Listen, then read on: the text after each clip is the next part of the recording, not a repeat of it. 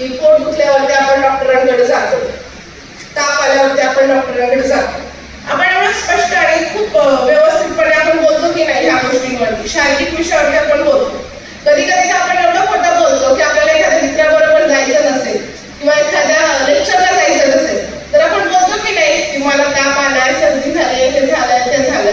किती जण असे आहेत की ज्यांनी असं रिझन दिलेलं आहे कधीतरी शाळेमध्ये पोट दुखतंय वगैरे, हात वरती करायचा आहे, भरपूर आहे. चल म्हणजे ह्याच्यावरती आपण स्पष्टपणे बोलतो. मग सर्वस्वी म्हणते की मग मानसिक समस्यावरती बोलणं म्हणजे काय, ताण, चिंता ह्या गोष्टीवरती बोलायला आपल्याला लाज का वाटते? ह्या गोष्टीवरती बोलणं हे धैर्याचं लक्षण आहे. आणि जी व्यक्ती स्वतःहून समोर येऊन ह्या गोष्टीवरती बोलते ते सगळ्यात धैर्य म्हणजे त्याच्याकडे खूप यश आहे आणि अशीच व्यक्ती ही समोर येऊन बोलू शकते. अशा व्यक्तीशिवाय समोर कोणीच येऊन बोलू शकत नाही. जी कमजोर असतात तेच लोक ह्या गोष्टीचं पाऊल उचलत नाही. आणि आपण नैराश्य, ताण, चिंता यासारख्या अनेक मानसिक समस्यांना सामोरं जातो. मानसतज्ञ आपल्याकडे आहेत, आपल्या शाळेमध्ये, आपल्या काउन्सिलर, आपल्या कॉलेजमध्ये तज्ञ व्यक्ती आहेत. मग आपण हा पाऊल उचलायला पाहिजे की नाही उचलायला पाहिजे? आत्महत्या हा एक शब्द नाही तर ते एक निशब्द किंकाळी आहे. कोणीतरी आपल्याला जवळचा, हसणारा, रडणारा अशा प्रत्येक अनुभवाच्या प्रत्येक भावना आपल्या जवळ व्यक्त करणारा व्यक्ती असतो.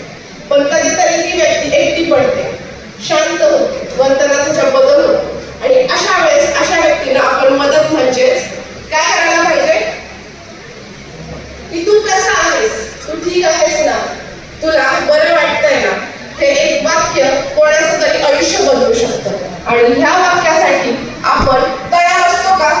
तुम्ही कधी तुमच्या शेजारी बसलेल्या मित्राला, तुमच्या आजूबाजूच्या नातेवाईकांना किंवा तुमच्या घरातल्या व्यक्तींना, भावाला, बहिणीला तुम्ही कधी विचारला आहात का असं शांत बसून की तुम्ही कसे आहात?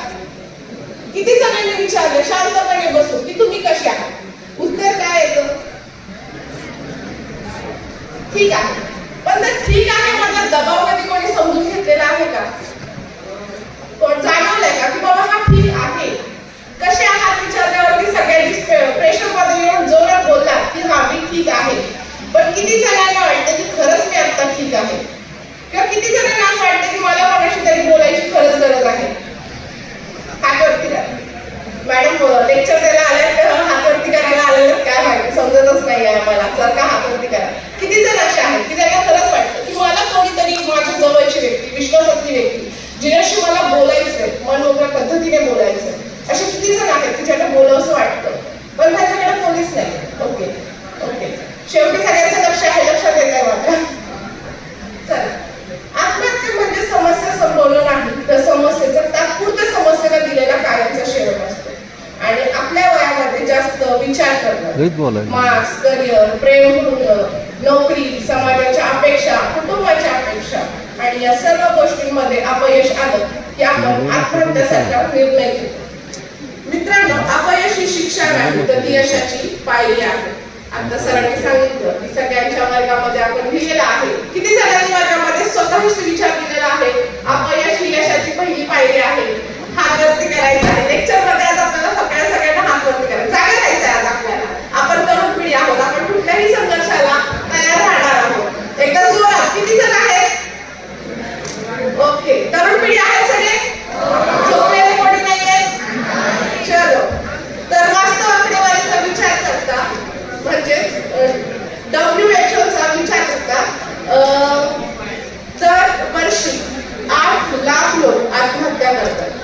आणि भारतासारख्या देशामध्ये प्रत्येक तासाला 20 ते 25 जण आपला जीव संपवतात.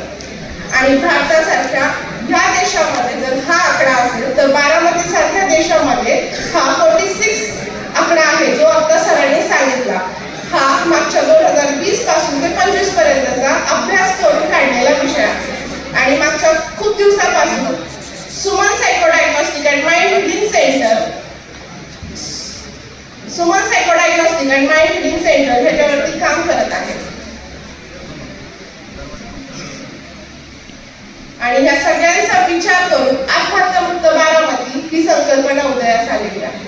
बारामती सारख्या शहरामध्ये ही समस्या आपल्याला जाणवत असेल म्हणजे प्रगत आणि शैक्षणिक अशा प्रसिद्ध देशांमध्ये जर ही समस्या आढळत असेल तर आपल्याला विचार करण्यासारखा आहे. आत्महत्या मुक्त बारामती ही केवळ संकल्पना नाही तर ती एक चळवळ आहे.